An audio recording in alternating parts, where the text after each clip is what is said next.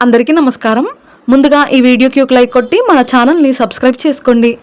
ఈ నెల జూలై 15 నుండి ఆషాఢ మాసం ప్రారంభమై ఆగస్టు 12 వరకు నెల రోజులు ఆషాఢ మాసం ఉంటుంది.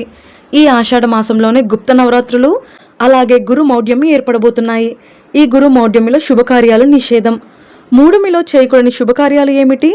ఆషాఢ మాసం పూజా విధానం, నియమాలు, అలాగే గుప్త నవరాత్రుల్లో వారాహిదేవిని ఎలా పూజించాలి, ఆచారం లేని వారు కూడా అమ్మవారిని పూజించవచ్చా, 9 రోజులు అమ్మవారిని పూజించలేని వారు ఎన్ని రోజులు పూజ చేసుకోవచ్చు, ఇలాంటి విషయాలన్నీ ఈ వీడియోలో క్లుప్తంగా తెలుసుకుందాం. ముందుగా ఈ వీడియోకి ఒక లైక్ కొట్టి జై శ్రీరామ్ అని కామెంట్ చేయండి. తన భక్తులను కంటికి రెప్పలా కాపాడే తల్లి ఆ వారాహి అమ్మవారు. ఈ ఆషాఢంలో వారాహి దేవిని ఆరాధిస్తే మీ జీవితంలో ఎదురయ్యే అడ్డంకులన్నీ, కష్టాలన్నీ తొలగిపోతాయి. ముందుగా ఈ ఆషాఢ మాసం ఎప్పటి నుండి ప్రారంభమవుతుంది, అలాగే గురు మౌఢ్యమి, వారాహి నవరాత్రులు ఎప్పటి నుండి ప్రారంభమవుతున్నాయో వాటి తేదీలను తెలుసుకుందాం. ఈ నెల జూలై 15 బుధవారం నుండి ఆషాఢ మాసం ప్రారంభమై ఆగస్టు 12 బుధవారం వరకు ఆషాఢ మాసం ఉంటుంది. ఈ ఆషాఢ మాసం నెల రోజులు గురు మౌఢ్యమి కూడా ఏర్పడుతుంది. కాబట్టి ఈ ఆషాఢ మాసంలో పూజలు, వ్రతాలు చేసుకోవచ్చు, కానీ ఎలాంటి శుభకార్యాలు చేయకూడదు. ఈ ఆషాఢ మాసంలో గురుబలం తక్కువగా ఉంటుంది. కాబట్టి ఇంట్లో శుభకార్యాలు నిర్వహిస్తే మీ ఇంటికి లేనిపోని సమస్యలు ఏర్పడతాయి. ఈ ఆషాఢ మాసంలో గురుమౌఢ్యమి కారణంగా ఎలాంటి శుభకార్యాలు చేయకూడదో తెలుసుకుందాం. వివాహాలు జరిపించడం, శంకుస్థాపన పనులు, కొత్తగా గృహప్రవేశాలు చేయడం, అద్దె ఇల్లు మారడం, విగ్రహ ప్రతిష్టాపన పనులు, చిన్న పిల్లలకు పుట్టు వెంట్రుకలు తీయించడం, చెవులు కుట్టించడం, కొత్త వాహనాలు కొనడం, కొత్తగా వ్యాపారాలు ప్రారంభించడం, ఇలాంటి శుభకార్యాలను అస్సలు చేయకూడదు. కానీ చిన్నపిల్లలకు అన్నప్రాసన వేడుకలు, గర్భిణీ స్త్రీలకు శ్రీమంతం వేడుకలు, భూములు కొనడం, రిజిస్ట్రేషన్ చేయించుకోవడం ఇలాంటివైతే చేసుకోవచ్చు. ఇక ఈ ఆషాఢ మాసంలో గుప్త నవరాత్రులకు సంబంధించి వారాహి దేవిని ఎలా పూజించాలి, అమ్మవారికి సమర్పించాల్సిన నైవేద్యాల గురించి తెలుసుకుందాం. ఈ నెల జూలై 15 నుండి 23 వరకు మొత్తం 9 రోజులు గుప్త నవరాత్రులు జరగబోతున్నాయి. గుప్త అంటే రహస్యమని అర్థం. అంటే ఈ నవరాత్రుల్లో అమ్మవారిని రహస్యంగా నిష్ఠతో పూజిస్తే కోరిన కోరికలన్నీ నెరవేరుతాయని పండితులు వివరిస్తున్నారు. అసలు వారాహిదేవి అమ్మవారు ఎవరంటే లలితాదేవికి సైన్యాధిపతి వారాహిదేవి.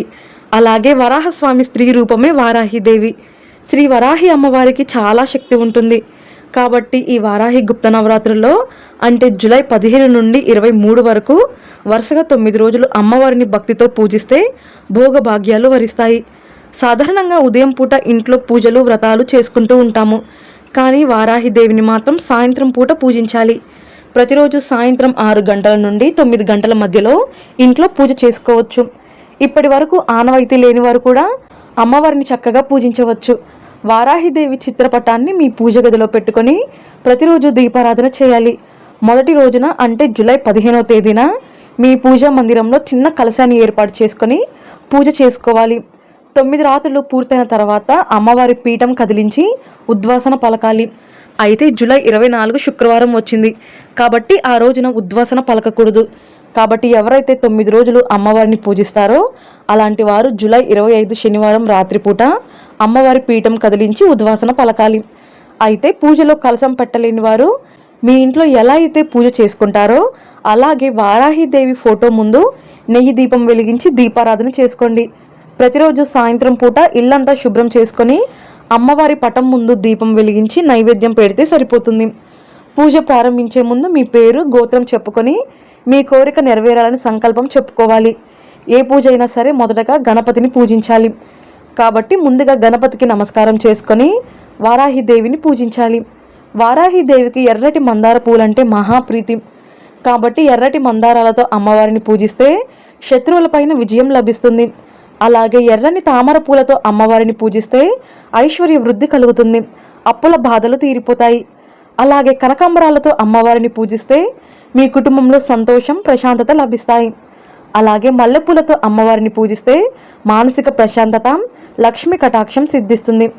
ఇక శంకుపూలతో అమ్మవారిని పూజిస్తే శని దోషాలు, జాతక దోషాలు తొలగిపోతాయి. ఎర్ర గన్నేరు పూలతో పూజిస్తే ఉద్యోగంలో ప్రమోషన్లు, వ్యాపారంలో లాభాలు పెరుగుతాయి. ఈ విధంగా వివిధ రకాల పూలతో వారాహిదేవిని పూజించవచ్చు. అలాగే ఈ నవరాత్రిలో కందగడ్డ దీపం వెలిగిస్తే అమ్మవారి కరుణా కటాక్షాలు వెంటనే లభిస్తాయి. ఒక కందగడ్డను తీసుకొని శుభ్రంగా నీటితో కడిగి కందగడ్డ పై భాగంలో గుంటలాగా చేసి అందులో నువ్వుల నూనె పోసి వత్తులు వేసి దీపం వెలిగించాలి. ఈ దీపాన్ని మీ పూజ గదిలో వెలిగించి పసుపు కుంకుమ గంధం బొట్లు పెట్టి ఓం వారాహి దేవతాయై నమో నమః అనే మంత్రాన్ని జపించాలి. అనంతరం ఆ దీపం వద్ద తేనె, దుంపలు, బెల్లం ముక్క ఇలాంటి నైవేద్యాలు సమర్పించాలి. కంద దీపం కొండెక్కిన తర్వాత ఆ గడ్డను గోమాతకు ఆహారంగా తినిపించాలి. అలాగే ఈ ఆషాఢ మాసంలో ప్రతిరోజు స్నానం చేసి వారాహి అమ్మవారికి సంబంధించిన కొన్ని ప్రత్యేక నామాలు చదువుకుంటే చాలా మంచిదని పండితులు చెబుతున్నారు. ఆ నామాలు ఏమిటంటే పంచమి, దండనాథ, సంకేత, సమయేశ్వరి, సమయ సంకేత, వారాహి, ప్రోత్రిణి, వార్తాలి, మహాసేన, ఆజ్ఞా చక్రేశ్వరి, అరిగ్ని, శివ. ప్రతిరోజు ఈ 12 నామాలు చదువుకుంటే చాలా మంచిది. దీన్నే వారాహ వజ్రపంజర స్తోత్రం అని అంటారు. అలాగే వారాహిదేవికి సమర్పించాల్సిన నైవేద్యాలు ఏమిటో తెలుసుకుందాం. వారాహిదేవి భూగర్భానికి అధిపతి కాబట్టి భూమిలో పండే దుంపలన్నీ అమ్మవారికి నైవేద్యంగా సమర్పించవచ్చు. చిలకడ దుంపలు, పెండలం, బీట్రూట్ ఇలా ఏవైనా సరే దుంపలను ఉడకపెట్టి అమ్మవారికి నైవేద్యంగా పెడితే భూమి కొనుగోలు యోగం, అలాగే మీ సొంతింటి కళ త్వరగా నెరవేరుతుంది. వారాహిదేవికి దానిమ్మ పండ్లు సమర్పిస్తే మీ ఆర్థిక పరిస్థితి మెరుగుపడుతుంది. ఇక ఎవరైతే తరచూ అనారోగ్య సమస్యలతో బాధపడుతున్నారో అలాంటి వారు అమ్మవారికి దద్దోజనం నివేదించి పూజ చేయండి. అలాగే ఆవు పాలు, బెల్లంతో చేసిన పరమాన్నం అమ్మవారికి సమర్పిస్తే వంశవృద్ధి, సుఖ సంతోషాలు కలుగుతాయి. అలాగే చింతపండు పులిహోరను నైవేద్యంగా పెడితే శత్రుజయం, కోర్టు సమస్యల నుండి ఉపశమనం లభిస్తుంది. అలాగే పొట్టు మినపప్పుతో చేసిన గారెలను అమ్మవారికి నివేదిస్తే రాహుకేతు దోషాలు, నరదృష్టి మాయమైపోతాయి. ఇక అమ్మవారి ముందు ఏ దీపం వెలిగిస్తే ఎలాంటి శుభ ఫలితాలు కలుగుతాయో తెలుసుకుందాం. ప్రతిరోజు ఆవు నెయ్యితో వారాహిదేవి పటం ముందు దీపం వెలిగిస్తే మీ ఇంట్లో ఉన్న నెగిటివ్ ఎనర్జీ తొలగిపోయి మీ కుటుంబంలో లక్ష్మీదేవి స్థిర నివాసం ఉంటుంది. అలాగే నువ్వుల నూనెతో దీపం వెలిగిస్తే శని ప్రభావం పూర్తిగా తొలగిపోతుంది.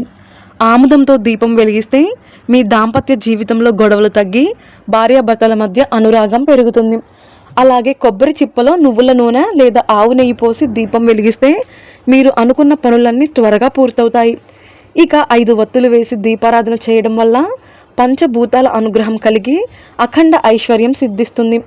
అలాగే ప్రతి శుక్రవారం లేదా మంగళవారం రాహుకాలంలో వారాహిదేవి ముందు నిమ్మ దీపం వెలిగిస్తే పెళ్లి కాని వారికి త్వరగా వివాహం అవుతుంది. ఈ నవరాత్రి 9 రోజులు ఖచ్చితంగా బ్రహ్మచర్యం పాటించాలి. పూజ చేసేవారు ఉల్లిపాయ, వెల్లుల్లి, మాంసాహారం వంటివి తినకూడదు. ఈ ఆషాఢ మాసంలో ప్రతి శుక్రవారం లక్ష్మీదేవిని పూజించి పటిక బెల్లం నివేదిస్తే మీ ఇంటి ఆర్థిక పరిస్థితి మెరుగుపడుతుంది. అలాగే ఈ ఆషాఢ మాసంలో ప్రతి మంగళవారం దుర్గమ్మ దేవాలయంలో రాహుకాలంలో నిమ్మకాయ దీపాలు వెలిగిస్తే చాలా మంచిది. ఈ 9 రోజులు గోళ్లు కత్తిరించుకోవడం, జుట్టు కత్తిరించుకోవడం అస్సలు చేయకూడదు. ఈ నవరాత్రుల్లో ఏదో ఒక రోజున ఒక ముత్తైదును మీ ఇంటికి పిలిచి తాంబూలం, గాజులు, పసుపు కుంకుమలు ఇచ్చి ఆశీర్వాదం తీసుకోండి. ఈ నవరాత్రుల్లో పేదవారికి అన్నదానం లేదా వస్త్రదానం చేయడం వల్ల మీ కుటుంబం మొత్తానికి శుభ ఫలితాలు కలుగుతాయి. ఈ వీడియో మీకు నచ్చితే లైక్ చేసి సబ్స్క్రైబ్ చేసుకోండి. జై శ్రీరామ్.